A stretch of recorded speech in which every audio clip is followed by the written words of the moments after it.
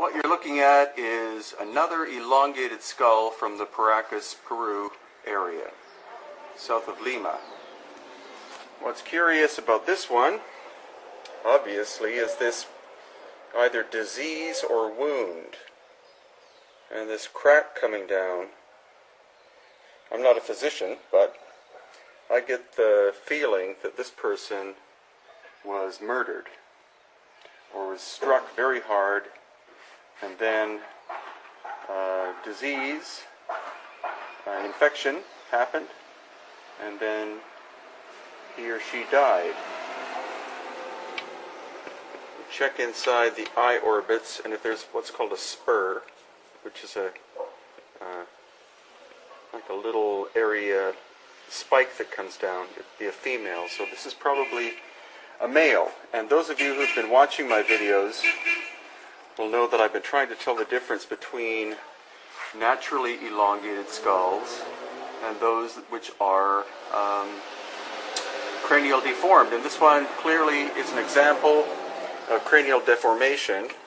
Reason why will be self-evident here, because you'll see that it's not bilaterally symmetrical. The right side is lower down than the left side.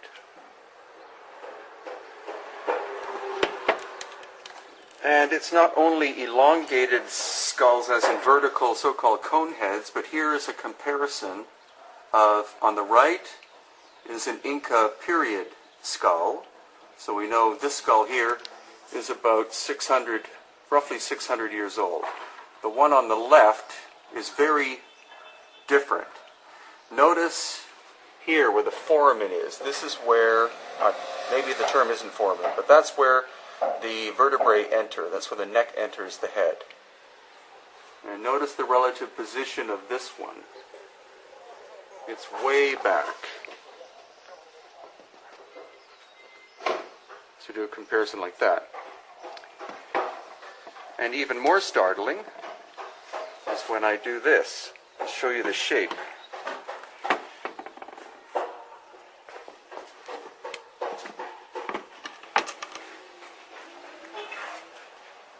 So you see the difference in the size of the skull.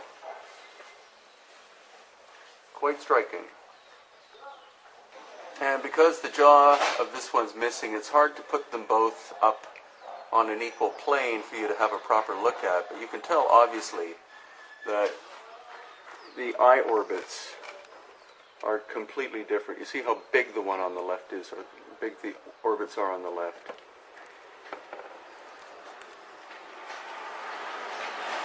And just the basic shape of it is so incredibly different. Your skull looks approximately like this. And yet this one, you notice how long it is, and the fact that the suture here, which is normal in any human, you have one here, one there, this one only has this one this way. This one is either calcified over or doesn't exist. Completely wild. But that's what my work in Peru is all about, is finding the evidence of these amazing skulls. And we always find them in relation to major constructions, like megalithic or huge adobe pyramid-like structures.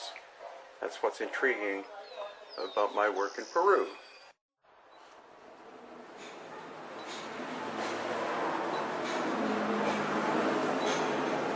Today I'm going to show you the difference between the Paracas ancient people and other people who have lived in this area. Now this person is an example of Inca. Not Inca as in royal Inca, but Inca as in the time period of the Inca. This is a normal shaped skull, and this person's cranial volume was 1,200 cubic centimeters, which is an average human. Now this is an example of cranial deformation. The volume of this skull is 1100 cubic centimeters. So again, basically normal. And you can tell, obviously, the deformation by the way it was flattened this way.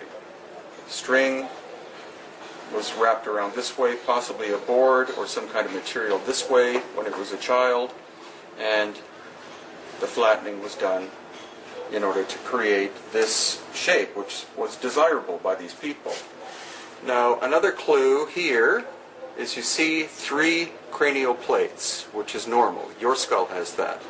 The frontal, and then the 2 parietal plates. Now, the Inca one has that as well. It's a normal feature in a human being. And then we come to the Paracas. And this skull is very different from the other 2 I've shown you in many different ways. One thing is, in terms of plates, there are only 2. There's 1 frontal and there's 1 parietal. There are not 2 parietals, only 1.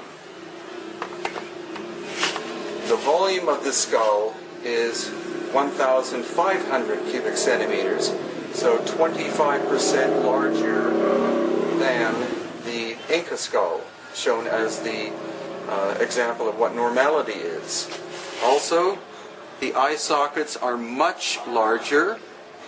The nose seems to be larger.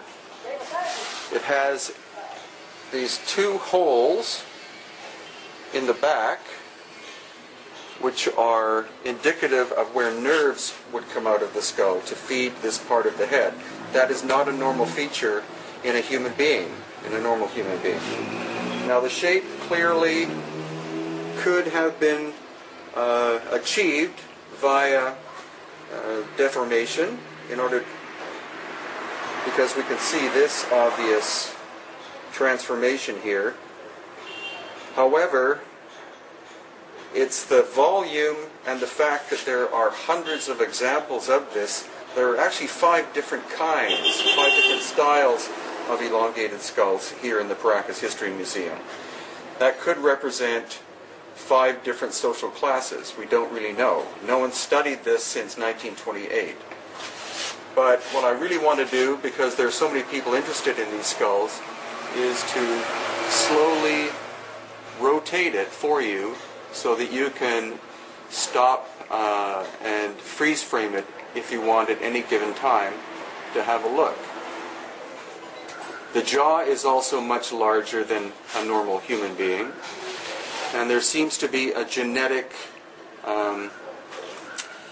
tendency to have fewer teeth, especially molars. In some cases, there are at least 4 molars missing, other cases 8.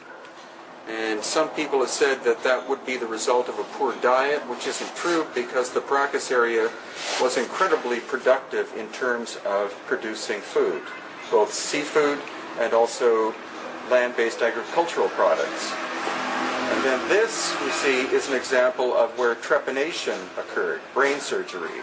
Again, something seemingly pioneered by the Paracas and later adopted by people such as the Inca and the Nazca. So this is just a brief introduction to what I wish to show you here at the Paracas History Museum, and feel free to come at any time and explore this phenomenon with us.